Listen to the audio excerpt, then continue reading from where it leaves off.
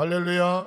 저는 지난 주일날 예배 끝나고 주일날 저녁에 성경을 보면서 무슨 설교를 할까 그러다가 축복에 대한 이야기를 해야 되겠다, 그런 생각이 확 오더라고요. 왜? 모두가 다 주눅 들어 있잖아요. 축복에 대한 설교가 돼야 되겠다. 사랑하는 성도 여러분, 우리 한국 사람뿐만 아니라 전 세계 사람들이 복이라고 하는 글자를 참 좋아합니다. 너무너무 좋아해요. 예? 요즘 대부분 다 이부자리 같은 거 시집갈 때 그냥 사가지고 갑니다만은 옛날엔 집에서 다 만들었잖아요.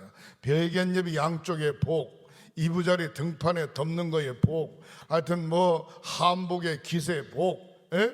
오죽하면 지붕에 말이죠, 용마루에 기와장에 복, 발을 써붙이는 복, 하여튼 복이라고 빠지지도 않아요. 예? 어떤 사람은 애인한테 말이죠, 예? 케이크 선물하는데 거기다가 사랑 마크라고 또 복잘 큼지막 거기에 써가지고 말이죠. 사랑하는 성도 여러분, 우리 횡성교회 성도들과 이 방송 설교를 듣거나 유튜브 예배를 드리는 모든 분들이 복의 근원의 삶이 되시기를 양손 들고 축원합니다.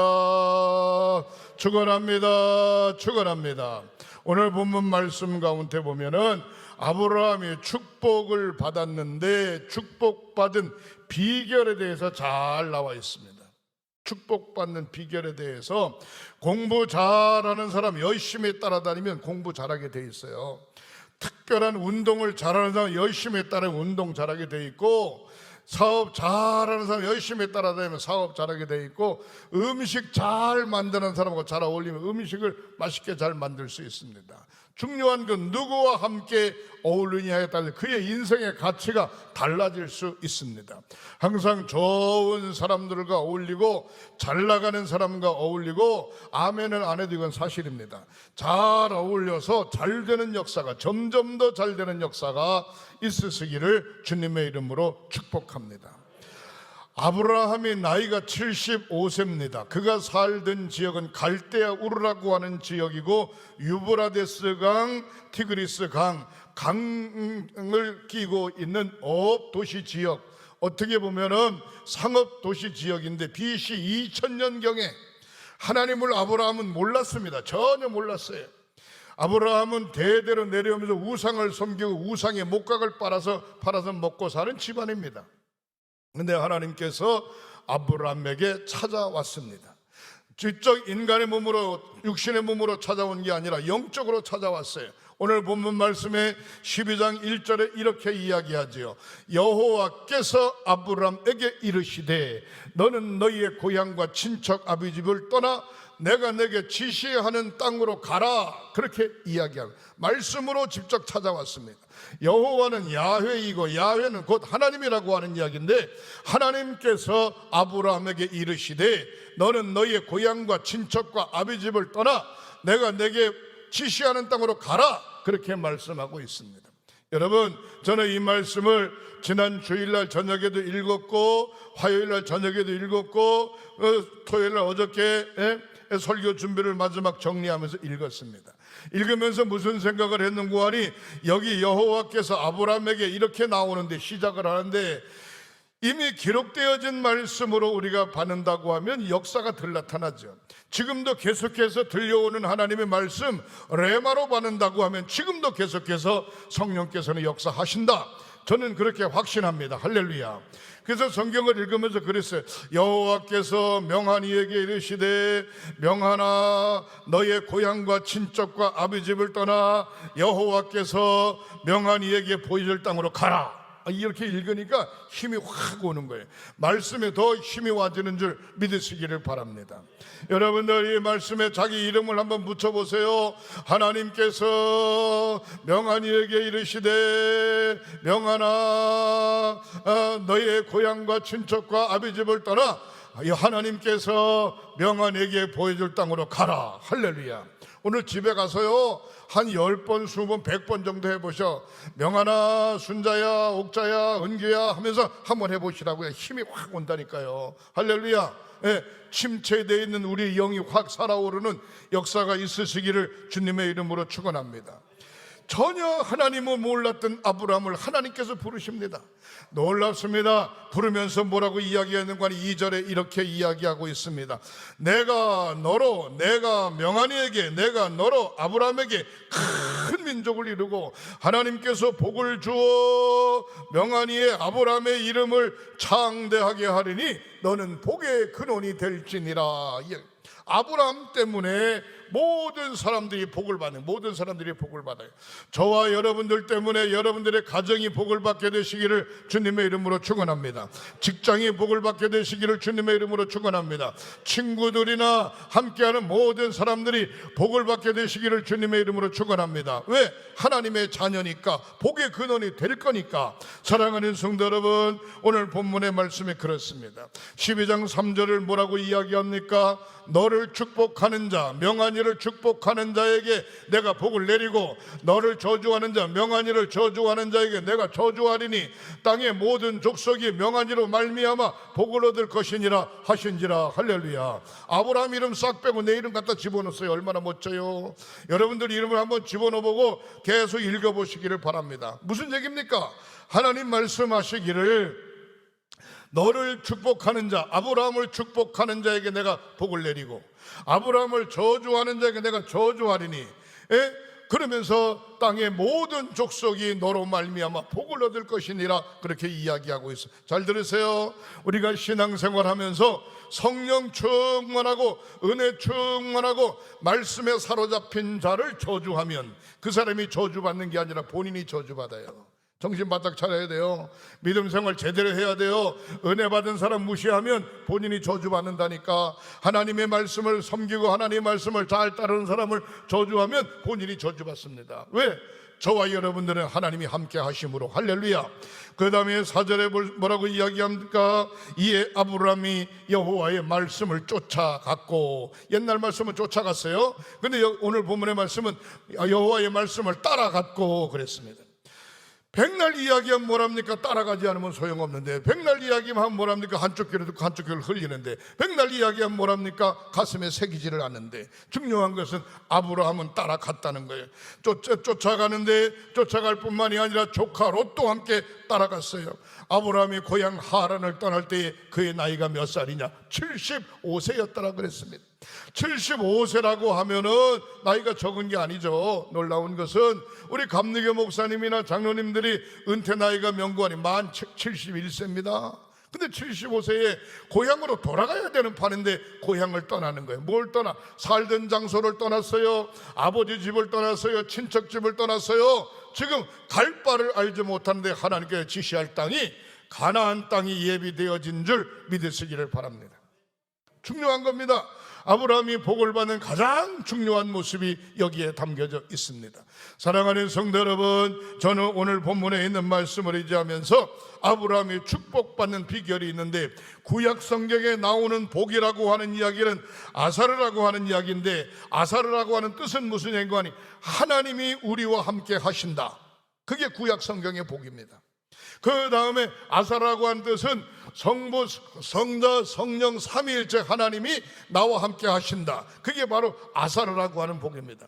구약 성경에 하나님을 믿고 의지하는 모든 사람들은 하나님을 믿는 그 자체가 복인 줄 믿으시기를 바랍니다.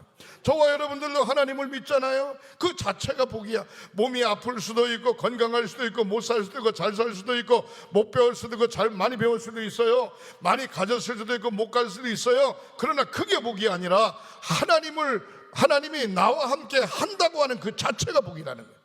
이 사실을 믿을 때 내가 간구하는 모든 소원들을 하나님께서 응답해 주시는 줄 믿으시기를 주님의 이름으로 축원합니다. 이게 구약 성경에 나오는 복입니다. 신약 성경에 나오는 복은 뭔가는 헬라어로 마카리오스라고 하는 얘기인데, 물질적인 축복, 육체적인 축복, 이것을 이야기하는 게 아닙니다.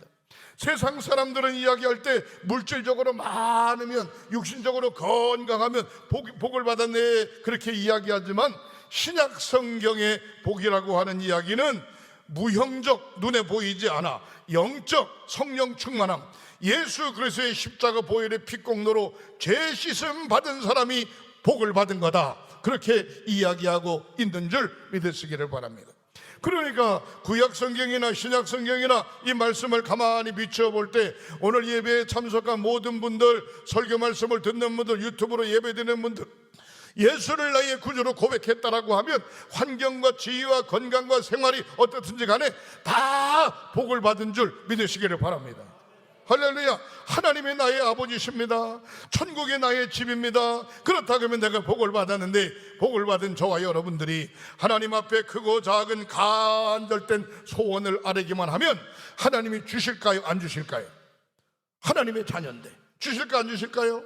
당연히 주시죠. 당연히 주시죠. 사랑하는 성도 여러분, 과연 이러한 복을 어떻게 받을 수가 있을까? 말씀을 정리합니다. 첫 번째로 따라하시겠습니다. 버리는 신앙을 가져야 됩니다. 잘못된 사고를 버려야 돼. 부정된 사고를 버려야 돼. 범죄케 되는 것을 버려야 돼. 잘못된 습관을 버려야 돼. 버릴 때 역사가 나타나는 겁니다. 아브라함은 어느 곳에서 자랐습니까? 갈대아 우르에서 자랐습니다. 우상을 섬기는 지역에서 자랐습니다. 남을 사기치며 먹고 사는 지역에서 자랐습니다. 중요한 것은 뭔고 하니 그곳을 버렸어요. 하나님이 약속한 땅 가나안 땅으로 갈 바를 알지 못하고 아브라함이 장소를 옮겨간 것을 볼 수가 있습니다. 아브라함이 축복받는 방법은 버릴 줄 아는 신앙이었습니다. 우리가 신앙생활할 때 버릴 수 있는 저와 여러분들이 되시기를 주님의 이름으로 축원합니다. 실족해 하는 마음이 있으면 버려야 돼. 부정의 마음이 있으면 버려야 돼. 범죄케 하는 행동이 있으면 버려야 돼. 성경은 뭐라고 이야기하고 있는 거 아니? 마태복음 5장 29절에 만일 내 오른 눈이 너로 실족케 하거든 빼라 이 말. 눈이 실족한 빼라 이 말이에요. 두 눈을 가지고 지옥에 가는 것보다 실족해 하는 눈 하나를 빼고 눈 하나 가지고 천국 가는 게 훨씬 낫다는 겁니다. 만약에 내 오른손이 너를 실족해 하거든 찍어버려라. 내 발이 너를 실족해 하거든 내 발을 잘라버려라. 두 발 두 손 가지고 지옥 가는 것보다 한 발 가지고 천국 가는 게 훨씬 낫다 이 말입니다. 그렇다고 해서 범죄하거나 실족해 했을 때 손 자르고 발 자르라고 하는 이야기는 아닙니다. 우리가 성경 말씀을 잘 해석해야 됩니다. 우리가 사랑하는 자녀들에게 이렇게 이야기하죠. 자꾸 엉뚱한 짓 하고 잘못하고 속썩이면 야 이놈의 자식아 나가 죽어라. 진짜로 나가 죽으라는 얘기입니까? 아니죠. 달라지라고 하는 이야기죠. 중요한 것은 뭔고 하니 실족해 하는 것이 있다면 버려야 되고 범죄케 하는 것이 있다면 버려야 되고 마태복음 13장 47절에 못된 것이 있다면 버려야 됩니다. 습관이 못됐으면 버려야 되고 생각이 잘못됐으면 버려야 되고 행동이 잘못됐으면 버려야 되고 잘라버려야 해결해야 바로 복의 근원의 삶을 살 수 있는 줄 믿으시기를 주님의 이름으로 축원합니다. 마태복음 13장 47절에 천국은 마치 바다에서 그물 치는 어부와 같다라고 이야기하고 있습니다. 무슨 얘기입니까? 바다에서 그물을 쳐서 고기를 끌어올립니다. 그물을 끌어올리는데 자기가 잡고 싶은 고기만 잡히는 게 아니죠. 잡고 싫은 고기도 잡히고 경우에 따라 비늘 쪼가리도 올라 각종 오물이 다 올라오는데 그런 것을 고기 그릇에 담는 것이 아니라 그런 것은 다 골라서 바깥으로 내고 제대로 된 고기만 통에 담듯이 우리가 신앙생활할 때 못된 것은 다 바깥으로 걸러내고 제대로 된 것만 영적으로 우리의 가슴 속에 심령 속에 삶 속에 담을 때 역사가 나타나게 되는 줄 믿으시기를 주님의 이름으로 축원합니다. 사랑하는 성도 여러분, 크게 두 번째로 생각해 볼 때 창세기 12장 4절에 아브라함이 여호와 하나님으로부터 음성을 듣습니다. 아브라함아 아브라함아 너의 아들 이삭을 모리아 산에 가서 번제물로 드려라 하는 명령이 떨어졌습니다. 명령이 떨어졌을 때 아브라함이 자기 아들 이삭을 데리고 3일길을 걸어서 모리아 산에 갑니다. 가가지고 돌제단을 쌓고 그를 포박하여 묶어놓고 칼을 뽑아 각을 치려고 합니다. 나는 성경을 읽으면서 무슨 생각을 했는가 하니 아브라함의 믿음도 대단하지만 아브라함의 아들 이삭의 믿음도 대단하다. 왜? 묶었을 때 아버지 뭐 하려고 그래요? 하나님께서 너를 묶어놓고 각을 쳐서 번제물로 살으라 그런다. 아이고 걸음아 날 살리라고 도망가면 아브라함이 뭐라 그러겠어요? 하나님 나는 나이가 들어가지고 우리 아들 따라갈 수 없습니다. 핑계라도 되지. 이게 제단에 올라가서 묶인 채로 그냥 두루놓여 있는데 아브라함이 칼을 뽑아서 각을 치려고 했더니 아브라함 멈춰라 이 말이야. 멈춰라 이 말이야. 응? 내 아들 독자라도 아끼지 아니하고 번제물로 드리려고 하거든 이제야 내가 내 믿음을 알았노라. 그러므로 하늘의 별처럼 바다의 모래알처럼 너의 후손을 번성케 하리라고 하는 축복의 약속을 하나님께서 하신 줄 믿으시기를 바랍니다. 사랑하는 성도 여러분, 순종하는 신앙을 가져야 역사가 나타나는 겁니다. 여러분, 우리 어머니 아버지의 시대는 공부를 많이 못했어요. 그러나 요즘 시대 젊은이들은 공부를 많이 하지 않습니까? 보통 대학 출신이고 학박사 출신들이 아니겠습니까? 그런데 공부를 못한 어머니 아버지가 조금 마음에 들지 않아서 아들을 불러놓고 얘야 너 그렇게 하면 안 된다, 그거 뭐하는 짓이냐, 이렇게 이야기를 했다가 손칩시다. 그럴 때 공부한 자식이 하는 얘기가, 아버님 그런 소리 하지 마세요. 아버지가 사실 때는 공부도 못하셨잖아요. 그래도 적어도 대학교 나고 학박사학위 받았는데 요즘 시대는 그런 사고방식 가지고 안 됩니다. 이렇게 이야기하는 자식이 있다면 그놈은 쌍놈입니다. 가능성이 없어요. 만약에 설사 그렇더라도 예 아버님 알았습니다, 마음에 잘 새기겠습니다, 아버님 말씀대로 열심히 제대로 해보겠습니다, 이럴 때 그가 비록 공부를 하지 못했어도 싹이 있는 자식 아니겠냐, 그 말이에요. 부모의 말씀에 순종하고 선생님 말씀에 순종하고 하나님 말씀에 순종하고, 직장을 다니는 사람은 직장 상사의 말에 순종하고 하나님 말씀에 순종하고 목자의 말에 순종한다. 이것은 복의 근원의 삶인 줄 믿으시기를 주님의 이름으로 축원합니다. 순종이라고 하는 얘기는 그냥 되는 것이 아니라 희생에 따르는 겁니다. 내가 좋아하는 것 경우에 따라 버려야 돼요. 내가 아끼는 것 경우에 따라 버려야 돼요. 끝까지 자기 자신을 쳐서 복종케 하고 인내해야 돼요. 사랑이 있어야 순종할 수 있어요. 말씀을 잘 듣고 마음에 새기고 하나님의 말씀으로 무장되고, 이게 어버이의 말씀이고 이게 스승의 말씀이라고 생각하고 마음에 새길 때 역사가 나타나게 되는 겁니다. 말씀을 들을 때 마음을 활짝 열어야 돼요. 남편이 배기 싫으면 남편이 아무리 좋은 얘기를 해도 마음열이 열리지 않아. 아내가 배기 싫어지면 아내가 아무리 좋은 얘기를 해도 그 말이 귀에 들어오지 않아. 사랑하는 성도는 배기 싫어도 들어야 됩니다. 듣기 싫어도 들어야 됩니다. 하나님의 말씀을 마음속에 깊이 새기고 마음에 들어오도록 아멘 아멘 하고 순종할 때 역사가 나타나게 되는 줄 믿으시기를 바랍니다. 세 번째로 생각해 볼 때 창세기 22장 14절에 아브라함이 그 땅의 이름을 여호와 이레라 그렇게 표현합니다. 사랑하는 성도 여러분, 희생의 제사를 하나님 앞에 드리는 겁니다. 창세기 22장 14절에 자기의 아들 독자 이삭을 희생의 제물로 드리는 모습을 볼 수가 있습니다. 여러분들이 교회를 위해서 희생합니까? 여러분들의 피와 땀과 눈물 때문에 교회가 성장할 수 있어요. 여러분들이 여러분들의 가정을 위해서, 아내를 위해서, 남편을 위해서, 자식을 위해서 희생합니까? 그 가정이 행복한 가정이 될 수 있어요.